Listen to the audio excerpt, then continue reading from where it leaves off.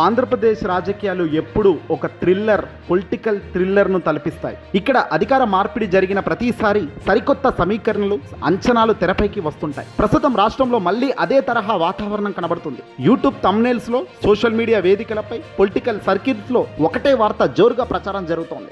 ఆంధ్రాలో పెను ముప్పు. కూటమికి రాబోయే రోజుల్లో పెద్ద షాక్ తగలబోతుందా? తాజాగా దీని వెనుక ఉన్న వాస్తవాలను ఒక్కసారి గమనించే ప్రయత్నం చేద్దాం. ప్రస్తుతం పబ్లిక్ డొమైన్ లో లేదా మీడియాలో చూస్తే నారా చంద్రబాబు నాయుడు గారు ముఖ్యమంత్రి అయ్యారని, అమరావతి మళ్ళీ వేగంగా పుంజుకుంటుంది, రాష్ట్రానికి రావాల్సిన భారీగా పెట్టుబడులు వచ్చేస్తున్నాయి, ఒక రకమైన హై లెవెల్ ఎలివేషన్స్ అయితే స్పష్టంగా కనబడుతున్నాయి.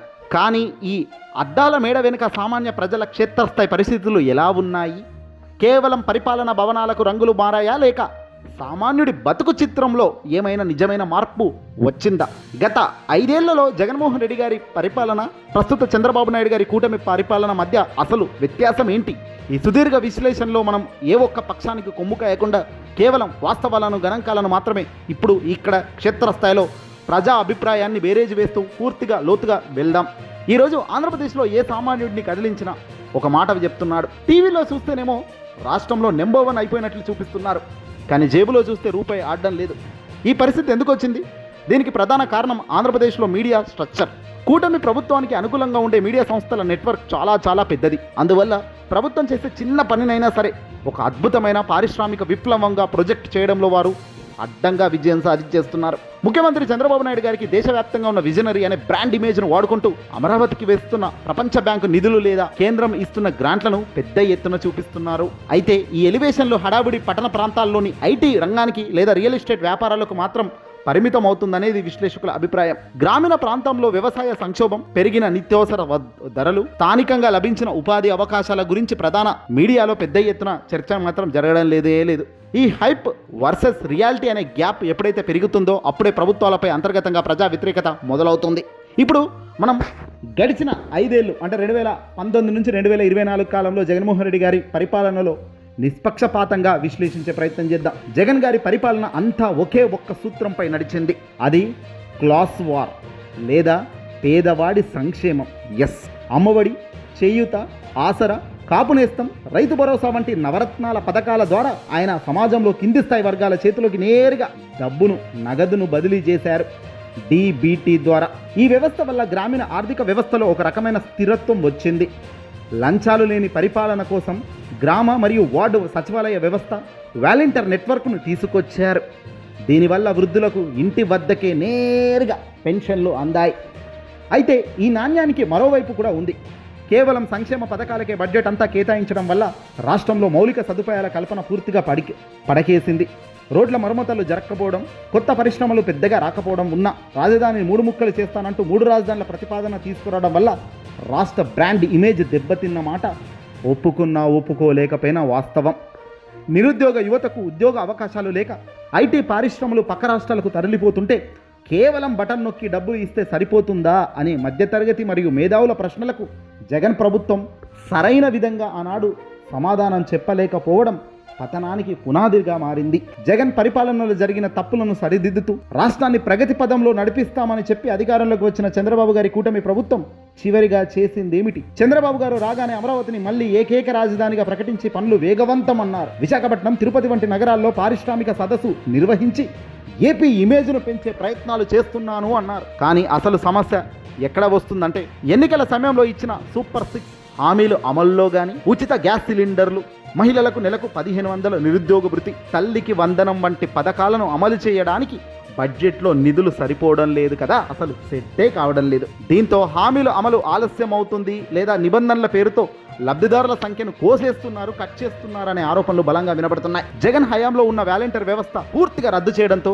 ప్రస్తుతం పల్లెల్లో వృద్ధులకు, సామాన్యులకు చిన్న పని కావాలన్నా మళ్ళీ పాత పద్ధతిలో ప్రభుత్వ కార్యాలయాల చుట్టూ తిరగడం, జన్మభూమి కమిటీల తరహాలో నాయకుల చుట్టూ తిరగాల్సిన పరిస్థితి ఏర్పడింది. విమర్శల పాలవుతున్నది అత్యంత బలంగా క్షేత్రస్థాయిలో జరుగుతున్నది. 2 నేతల పరిపాలనా విధానాన్ని మరింత స్పష్టంగా అర్థం చేసుకోవడానికి వారి ముఖ్యమైన విధానాలకు ఒక తులనాత్మక పట్టిక ద్వారా పరిశీలిద్దాం. దీని ద్వారా క్షేత్రస్థాయిలో అసలు మార్పు ఎక్కడ జరిగిందో మనకు క్లియర్గా అర్థమవుతుంది. ఇక్కడ మీరు ఒక చిత్రం చూడొచ్చు. పరిపాలనా రంగం ఒకవైపు, వైఎస్ జగన్ 2019 నుంచి 2024 దాకా ఒకటి, చంద్రబాబు కూటమి హయాం ప్రస్తుతం. ఇక్కడ జగన్ జగన్ చంద్రబాబు పరిపాలన రంగం. ఇక్కడ పరిపాలన రంగంలో మొదటిది రాజధాని విధానం. ఇక్కడ జగన్ 3 రాజధానుల ప్రతిపాదన: విశాఖపట్నం, అమరావతి, కర్నూలు. దీనివల్ల తీవ్ర గందరగోళం నెలకొంది. ఈ గందరగోళాన్ని తిప్పికొట్టడంలో కానీ జగన్ తెచ్చిన మంచి 3 రాజధానుల కాన్సెప్ట్ బహుశా అది మంచిదైనప్పటికీ దాన్ని సరైన విధంగా మోల్డ్ చేసి సరైన విధంగా ప్రజల్లోకి తీసుకెళ్లడంలో ఫెయిల్ అవ్వడంతోనే చంద్రబాబు అక్కడ దాన్నే పట్టుకున్నాడు, పాస్ అయ్యాడు. ఇక వేరే చంద్రబాబు కూటమి హయాంలో చంద్రబాబు ఒకటే మాట: అమరావతి ఏకైక రాజధాని, ప్రపంచ బ్యాంకు నిధులతో పునర్నిర్మాణ పనులు ప్రారంభం చేస్తానని అన్నాడు. అదే మాదిరిగా పోతున్నాడు. అది అప్పులు తెచ్చి తన వ్యక్తిగతంగా తింటున్నాడా పెడుతున్నాడా అనేది దేవుడిరుగు. ఇక రెండోది పరిపాలన రంగంలో సంక్షేమ డెలివరీ. ఇక్కడ జగన్మోహన్ రెడ్డి గారు సచివాలయాల వ్యవస్థలను కానీ వాలంటీర్ ద్వారా లంచాలు లేకుండా నేరుగా ఇంటికి సేవలు అందించడం జగన్ చేస్తే తన హయాంలో, ఈరోజు మళ్ళీ వాలంటీర్ వ్యవస్థ రద్దు, ఏ వ్యవస్థ లేదు. సంక్షేమ పథకాలకు ఆంక్షలు, నిబంధనలు చంద్రబాబు గారు పెడుతున్న విధానం మళ్ళీ జగన్ కావాలి అని బలంగా వినబడుతుంది సంక్షేమం క్యాడర్. మూడోది ఈ బాక్స్లో చూసుకుంటే మౌలిక సదుపాయాలు, రోడ్లు, భవనాలు నిర్మాణం పూర్తిగా నిర్లక్ష్యం చేయడం, కేవలం ప్రభుత్వ పాఠశాలలను మాత్రమే ఆసుపత్రులను ఆధీకరణ నాడు నేడు ద్వారా. జగన్మోహన్ రెడ్డి గారు తనకున్న 5 ఏళ్లలో కష్టకాలంలో కేవలం 2.5 సంవత్సరాలు దాదాపు కరోనా కష్టకాలం వచ్చింది. ప్రపంచమంతా ఒక మహమ్మారి చుట్టూ తిరగడం, పొద్దున్న లేస్తే ప్రజలను కాపాడుకోవడానికే ఆయనకు సమయం ఎక్కువగా. ఈ 2019 నుంచి 24 మధ్యలో మొత్తం కరోనాకే 2.5 సంవత్సరాలు అవునన్నా కాదన్నా పోయిన మాట నిజం. అయితే ఇక్కడ అయినప్పటికీ, ఇంత టైం పోయినప్పటికీ జగన్ పరిపాలనలో తక్కువ 2.5 సంవత్సరాలు తాను అడ్మినిస్ట్రేషన్లో బలంగా రాణించినప్పటికీ ఈ తక్కువ టైంలో తాను స్కూళ్లను, ఎందుకంటే అత్యంత అవసరమైన ఎడ్యుకేషన్, పిల్లలకు విద్యలో ఆటంకాలు కలగకూడదు కాబట్టి నాడు నేడును పూర్తి ప్రక్షాళన చేసిన మాట నిజం, వాస్తవం. హాస్పిటళ్లను కూడా తీర్చిదిద్దిన మాట నిజం, వాస్తవం. అలాగే ఆరోగ్యశ్రీని, ఎక్కడో ఉన్న ఆరోగ్యశ్రీని ఏకంగా 25 లక్షల రూపాయలు, అంటే కొన్ని 3,000 పైచిలకు 3,600 పైచిలకు రోగాలను దాంట్లో చేరుస్తూ ఏకంగా ఆరోగ్యశ్రీ 25 లక్షల వరకు బెనిఫిట్ ఇచ్చారు. ఇది చాలా చాలా గొప్ప సంస్కరణ. సరే, రోడ్లు, భవనాల నిర్మాణ ఇవన్నీ 5 సంవత్సరాల్లో పూర్తి అవుతుందా అంటే ఖచ్చితంగా కాదు. ఎవరున్నా, జగన్ ఉన్నా, చంద్రబాబు ఉన్నా, ఎవరున్నా, కానీ జగన్ తాను ఉన్న చాలా ఎక్కువ లిమిటెడ్ పీరియడ్ ఆఫ్ టైంలోనే ఈ పనులు చేయగలిగారు. ఇక చంద్రబాబు ప్రస్తుతం రోడ్లు, గుంతలు ఏదో నేను పూరుస్తున్నాను అంటున్నాడు, కానీ ఈ ఎక్కడేసిన గొంగడ అక్కడే ఉంది. పారిశ్రామిక వృద్ధి చూస్తే ఇక్కడ చివరిగా భారీ పెట్టుబడులు పెద్దగా రాలేదు. ఎందుకంటే 2.5 సంవత్సరాలు కరోనాకి పోయింది. ఆ టైంలో అందరూ డబ్బులను దగ్గర పెట్టుకున్నారు. పెట్టుబడులు పెట్టేవాడు కూడా ముందుకొచ్చే పరిస్థితి లేదు.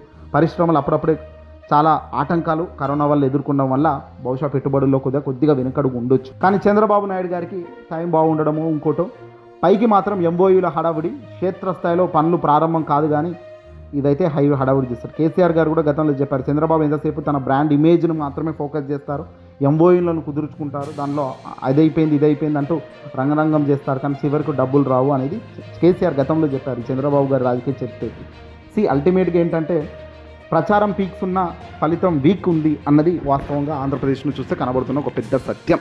ఇకపోతే ఇప్పుడు అసలు శీర్షికలో కూటమికి ఊహించని శాఖ అనే అంశానికి వద్దాం. ఎన్నికల్లో తెలుగుదేశం పార్టీ, జనసేన మరియు బీజేపీ కలిసి అఖండ విజయాన్ని సాధించినప్పటికీ అధికారం లోపల వెళ్ళిన తర్వాత క్షేత్రస్థాయిలో తమ్ముళ్లకు, జన సైనికులకు మధ్య తీవ్ర ఆధిపత్య పోరైతే కనబడుతుంది. పవన్ కళ్యాణ్ గారికి డిప్యూటీ సీఎం పదవి ఇచ్చి పంచాయతీరాజ్ శాఖ వంటి కీలక శాఖలు కేటాయించినప్పటికీ క్షేత్రస్థాయి నియోజకవర్గాల్లో మాత్రం తెలుగుదేశం పార్టీ ఇన్ఛార్జీలు లేదా ఎమ్మెల్యేలు హవానే బ్రహ్మాండంగా ముందుకు సాగుతుంది. చాలా చోట్ల జనసేన నాయకులు, కార్యకర్తలు కనీస గౌరవం దక్కడం లేదు. నామినేటెడ్ పదవులు పంపకాల్లో కూడా తమకు అన్యాయం జరిగిందని సైనికులు అంతర్గత సమావేశాల్లో తీవ్ర అసంతృప్తి వ్యక్తం చేస్తున్నారట. పవన్ కళ్యాణ్ గారు పొత్తు ధర్మం కోసం సర్దుకుపోతున్నప్పటికీ కింది స్థాయి క్యాడర్ మాత్రం ఈ ధోరణి జీర్ణించుకోలేకపోతుంది. దీనికి తోడు బీజేపీ నేతలు కూడా కొన్ని విషయాల్లో సొంత రాగం అందుకుంటున్నారు. ఈ 3 పార్టీల మధ్య సమన్వయం లోపం గనక ఇలాగే కొనసాగి పెద్దగవుతే రాబోయే స్థానిక సంస్థల ఎన్నికల్లో కూటమికి ఊహించని షాక్ తగలడం ఖాయమనేది విశ్లేషకులు గట్టిగా హెచ్చరిస్తున్నమాట. కూటమి ప్రభుత్వానికి వస్తున్న మరో పెద్ద ముప్పేంటయా అంటే ప్రజాస్వామ్య గొంతులను ఎవరైతే మాట్లాడుతున్నారో ఆ గొంతులను నొక్కేయడం. ఇది అత్యంత దారుణం. జగన్ హయాంలో ప్రతిపక్షాలపై అక్రమ కేసులు పెట్టారని, సోషల్ మీడియా యాక్టివిస్టులను వేధించారని నాడు పవన్ కళ్యాణ్ గారు, చంద్రబాబు నాయుడు గారు తీవ్రంగా ధ్వజపెట్టారు. ప్రజలు కూడా ఆ అణచివేత ధోరణి నచ్చకే కూటమి అధికారం ఇచ్చారు. కానీ ఈరోజు ఏం జరుగుతోంది? ప్రభుత్వం మారి అధికారంలోకి రాగానే అదే పోలీస్ వ్యవస్థను వాడుకుంటూ సోషల్ మీడియా ప్రతినిధులపై, నాయకులపై రివర్స్ కేసులు పెట్టడం ప్రారంభించారు. ఇది కేవలం రాజకీయ పార్టీల మధ్య యుద్ధంగా ఉంటే సరిపోయేది. కానీ ఇటీవల కాలంలో ప్రొఫెసర్ నాగేశ్వరరావు లాంటి మేధావులు, సీనియర్ జర్నలిస్టులపై కూడా పొలిటికల్ అనాలిసిస్ చేసేందుకు, క్రిమినల్ కేసులు పెట్టేందుకు వెనకడుగు వేయని కూటమి ప్రభుత్వ పనితీరు బాధాకరం. ఎవరైనా ప్రభుత్వానికి వ్యతిరేకంగా మాట్లాడితే చాలు, వాళ్ళు విశ్లేషిస్తే చాలు, వారిపై వైసీపీ ఏజెంట్ అనే ముద్ర వేసి సోషల్ మీడియాలో ట్రోలింగ్ చేస్తూ పోలీసులతో నోటీసులు పంపిస్తూ ఈ తరహా నియంతృత్వ పోకడలు సామాన్య తటస్థ ఓటర్లలో ప్రభుత్వంపై చాలా తీవ్రమైన అసహనాన్ని పెంచుతున్నాయి. గత ప్రభుత్వానికి ఈ ప్రభుత్వానికి తేడా ఏముంది అనే ప్రశ్న కూడా ఈ ప్రజల్లో, ఈ న్యూట్రల్గా ఉన్న ప్రజల్లో మొదలయ్యే అవకాశాలు బలంగా కనబడుతున్నాయి.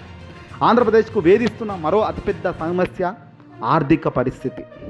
గత ఎన్నికల్లో సమయంలో కూటమి నేతలు ప్రతి వేదికపై నిలబడి జగన్మోహన్ రెడ్డి గారు రాష్ట్రానికి 10 లక్షల కోట్లు 15 లక్షల కోట్లు అప్పులు చేశారని, ముంచేశారని, ఏపీ దివాలా తీసిందని పెద్ద ఎత్తున ప్రచారం చేశారు. కానీ వాళ్ళు అధికారంలోకి వచ్చాక జరుగుతున్నదేమిటి? అసెంబ్లీ సాక్షిగా ఆర్థిక మంత్రి పాయవుల కేశవ్ గారు ప్రవేశపెట్టిన క్షేత్రపత్రాలు కానీ బడ్జెట్ గణాంకాలను గమనిస్తే ఆ ప్రచారం అంతా ఉట్టి ఫేక్ అని క్లియర్గా వాళ్ళు చెప్పినట్టుగా అయింది. మరి ఇవన్నీ చూస్తున్నప్పుడు ప్రజలు గమనిస్తున్నది ఏంటి? గత ప్రభుత్వం అప్పులు చేసి సంక్షేమ పథకాలు వాడితే ప్రస్తుత కూటమి ప్రభుత్వం కూడా హామీలు అమలు కోసం మరియు పాత అప్పులు వడ్డీలు చెల్లించడం కోసం నెలకు 1000 కోట్ల రూపాయలు కొత్తగా అప్పులు చేస్తూ పోతూ కేంద్రంలోని బీజేపీ ప్రభుత్వం అమరావతి బడ్జెట్ మొత్తం కూడా ప్రకటించిన అది గ్రాంట్ల రూపంలో కాకుండా లోన్స్ రూపంలో ఇస్తుండటం వల్ల రాష్ట్రంపై అదనపు భారం పడుతూనే పోతుంది.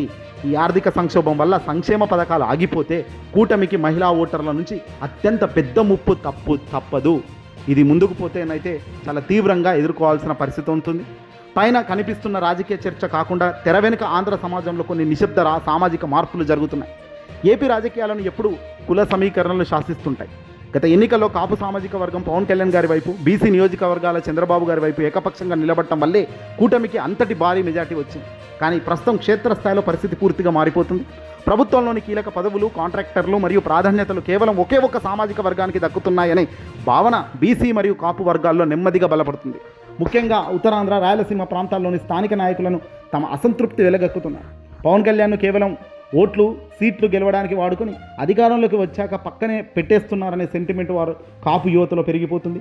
మరోవైపు జగన్మోహన్ రెడ్డి గారు ఈ గ్యాప్ను గమనించి మళ్ళీ తన సామాజిక సమీకరణలను సరిచేసుకుంటూ క్షేత్రస్థాయిలో గనక పర్యటనలు సిద్ధమవుతున్నారు కాబట్టి కనుక ఈ నిశ్శబ్ద అసంతృప్తి కూటమి భవిష్యత్తుకు పెద్ద హాని కలిగించే ఒక పెద్ద ప్రమాదం అనేది క్లియర్గా కనబడుతున్న అంశం. మిత్రులారా, ఈ మొత్తం సుదీర్ఘ విశ్లేషణ ద్వారా మనకు అర్థం అవుతున్న అంశం ముగింపు ఏంటయ్యా అంటే, ఆంధ్రప్రదేశ్లో ప్రస్తుతం బయటకు కనిపిస్తున్న పబ్లిసిటీ ఎలివేషన్లు వేరు, క్షేత్రస్థాయిలో సామాన్యుడు అనుభవిస్తున్న వాస్తవాలు వేరు. చంద్రబాబు నాయుడు గారు ఆ అనుభవాన్ని వాడుకుంటూ రాష్ట్రాన్ని నిలబెట్టే ప్రయత్నం చేస్తున్న మాట ఎంత నిజమో, సూపర్ 6 హామీల అమల్లో జరుగుతున్న ఆలస్యం, కూటమి పార్టీల మధ్య అంతర్గత హలహలు మరియు మేధావులపై అక్రమ కేసులు పెట్టే ధోరణి ప్రజల్లో అంతే తీవ్ర స్థాయిని పెంచుతున్నాయనేది కూడా అంతే నిజం. ప్రజాస్వామ్యంలో అధికారం అనేది ఎవరికీ శాశ్వతం కాదు. 5 ఏళ్ల పాటు తిరుగులేని రాజ్య అధికారం చలాయించిన జగన్మోహన్ రెడ్డి గారే ప్రజా వ్యతిరేకత వల్ల ఘోర పరాజయాన్ని చవిచూశారు. ఇప్పుడు కూటమి ప్రభుత్వం కూడా అదే తప్పులను పునరావృతం చేస్తే ప్రజలు మళ్ళీ తమ ఓటు అనే ఆయుధంతో బుద్ధి చెప్పడానికి సిద్ధంగా ఉన్నారు. ఆంధ్రాలో పెనుముప్పు కూటమికి ఊహించని శాఖ అనేది కేవలం ప్రచారం కాదు. ప్రభుత్వం కనుక ఈ వైఖరిని మార్చుకోకపోతే అది భవిష్యత్తులో నిజమయ్యే అవకాశం స్పష్టంగా కనబడుతుంది. ఇప్పటికైనా పాలకులు భ్రమల నుంచి బయటకు వచ్చి క్షేత్రస్థాయి సమస్యలపై దృష్టి పెట్టాలని ఆశిద్దాం. ఈ విశ్లేషణపై మీ అభిప్రాయం ఏంటి? నిజంగా ఏపీలో మార్పు కనిపిస్తుందా లేదా పాత పద్ధతులే కొనసాగుతున్నాయా? కామెంట్ సెక్షన్లో తప్పకుండా మీ కామెంట్ను తెలియపరచండి. మరిన్ని ఇలాంటి లోతైన విశ్లేషణల కోసం మా ఈ ఛానల్ను సబ్స్క్రైబ్ చేసుకోండి. ధన్యవాదాలు.